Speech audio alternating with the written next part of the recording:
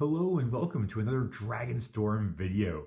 And I have to say, ladies and gentlemen, that I have really been impressed and humbled by the reactions I've received for these videos on YouTube. Thank you so much for all the comments, and a lot of you especially like the drawing component, which I will certainly continue. The reality, however, is that I've reached the point where the streamers that I watch have all been covered. There have been several individuals that I've been watching religiously for years now, and they have influenced me. And that's the reason I started, one of the reasons why I started this channel. So at this point, anyone I'm going to be covering is someone that's a request from YouTube or from Twitter. So please feel free to keep making those requests. But these introductions are going to be a bit shorter, as I don't know as much about some of these people, much to the shock, I'm sure, of some of you. So for today, I received a request to draw Aaron Gertler. And I know the name, but I don't know much about the streamer. I watched a couple of his videos, but I was so glad that the individual who requested this gave me a little bit more to work with when it came to the drawing, And that was the fact that he was a big fan of Lucky Clover before it was, of course, banned in standard. So Teamwork Adventures is the red and green and blue combination, and a lot of adventure cards were from Eldraine were based on that.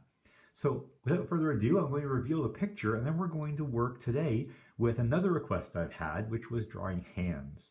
So here is Aaron Gertler in all his glory, big smile on his face, the chiseled jaw that is Aaron, and he's got the Lucky Clover he's holding there in his hand. He's got the actual card as well, and the poor big ban hammer is about to hit him. So this is just before the banning. He's all excited, and unfortunately, he's going to have his hopes and dreams dashed. So when it comes to drawing hands, which I've left largely blank in the picture so far, there are two things you need to be able to do, and the one is to get the shapes right.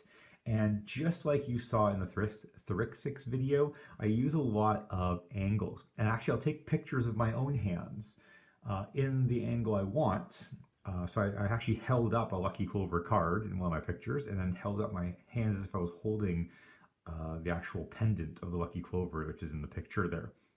And then I just took pictures and used my pencil to help me with the angles for all of the fingers. That's why it looks a little bit rough right now. And because there's no shading yet, it looks very simple. So a lot of what we're going to be doing today will just be work with the blending stomps. And we've talked about these guys before. These are probably the best tools for a starting artist.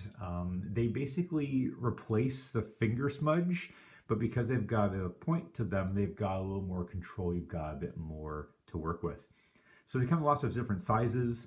I'm partial to the number 4. As you can see, this poor guy has been used an awful lot more than the other ones have been. And this is actually my favorite because it's the right size. Not too big, not too small, Goldilocks, just right. So the one thing you want to keep in mind with hands is that most of the time the light's coming from above. Whether it's natural light from a window, whether it's artificial light from a bulb, usually the light's coming from above. So we're going to have a lot of shading below. So I'm going to take my trusty paper here just to kind of lay down over top of my work, and that way I won't smudge anything there. And I'm really focusing on the bottom portions of each of the digits of the fingers. And I'm using some of the existing graphite and just spreading it out. And because each finger is basically made up of 3 segments, I'm kind of using that as a guide to make these curved shaded areas, and even some texture on the fingernails, leaving a bit of reflection in the middle. Very subtle, but it can just help make the picture look a bit more realistic, a bit more convincing. We're going to do that, excuse me, for each of the fingers, and the area in between the fingers where the webbing is that we have. For those of you who are strong swimmers, that webbing helps us, our momentum through the water, and just get a little bit of shading in there. Now, if you've seen my videos before, you know that this technique is great for the light shading, for those areas of light gray that we want. But the minute we get some dark shading, we're going to need a little bit of help. And the blending stop by itself is not going to be enough. And actually, I hope that the mic is not picking up that sound too much. It sounds really loud where I am right now. But certainly, hopefully, it's not so bad for you. I forgot to put the fingernails in here as well. That's better. All right. So if you need to get a darker shade, for example, the minute I cup my hand, cup my hand, you can see it's quite dark in here where the light's not able to reach as well. So I'm going to put just a layer, just a base of shading in there. And the darker you want that shading to be, the harder you press. So here, for example, I might get it a bit darker just by pressing a little harder while using that overhand grip technique that you might recall we've used in the past. Where did we use it last? I think it must have been in the Lady Danger video. You might have seen it last, or maybe the Ormus video that we did. And once you've got a base, you've got a layer there to work with, you can see that the shading goes on much darker.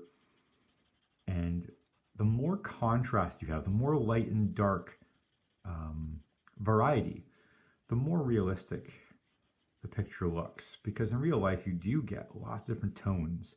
It's not just black and white, there's lots of shades of gray. So this is actually the thumb here, behind the fingers. And that's what's supporting the card at the back.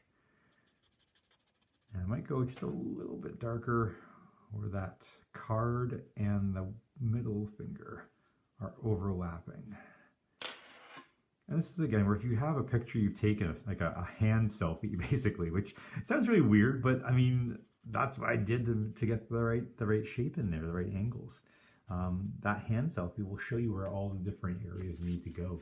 So you can see already the difference between the two hands, how much more realistic this one here on the left looks, just because I've put some shading into it. Once again, being aware of my time, I'm at 7+ minutes. I'm going to be a little bit faster here. And the best part about the shading as well is that if you have any of your guidelines left over, for example, here you can see where I lined all the knuckles up. Once you've got some guidelines left over, which you didn't erase maybe as well as you could have, the blending stop is going to go over those and just blend them right into your picture. It gets rid of most of them, not all of them, but most of them. Just making sure that I'm still on the page. You can see, yep. Sometimes because the sketchbook is taller than it is wide, sometimes I forget how much of the sketchbook page you can see. So I just wanted to check that there.